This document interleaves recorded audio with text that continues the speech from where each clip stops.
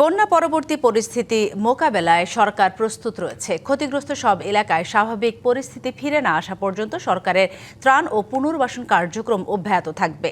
সকালে চট্টগ্রামের পতেঙ্গা মাইজপাড়ায় বন্যা দুর্গত মানুষের মাঝে ত্রাণ বিতরণ অনুষ্ঠানে এসব কথা বলেন অর্থ ও পরিকল্পনা মন্ত্রী আমির খসরু মাহমুদ চৌধুরী। তিনি জানান, বন্যায় চট্টগ্রামে ক্ষতিগ্রস্ত হয়েছে 7 লাখ মানুষ। ক্ষতিগ্রস্ত এলাকাগুলোতে সরকারের ত্রাণ, স্বাস্থ্যসেবা এবং পুনর্বাসন কার্যক্রম অব্যাহত রয়েছে। এরই মধ্যে 40,000 মানুষের মধ্যে রান্না করা খাবার এবং 75,000 মানুষের মধ্যে শুকনো খাবার বিতরণ করা হয়েছে।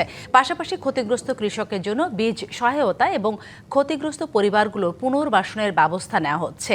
ক্ষতিগ্রস্ত সড়কগুলো দ্রুত মেরামত করা হবে। প্রায় 7 লাখের উপরে মানুষ পানিবন্দী চট্টগ্রাম ডিস্ট্রিক্টের মধ্যে 75,000 পরিবারকে শুকনো চাল, ডাল ইত্যাদি দেওয়া হয়েছে।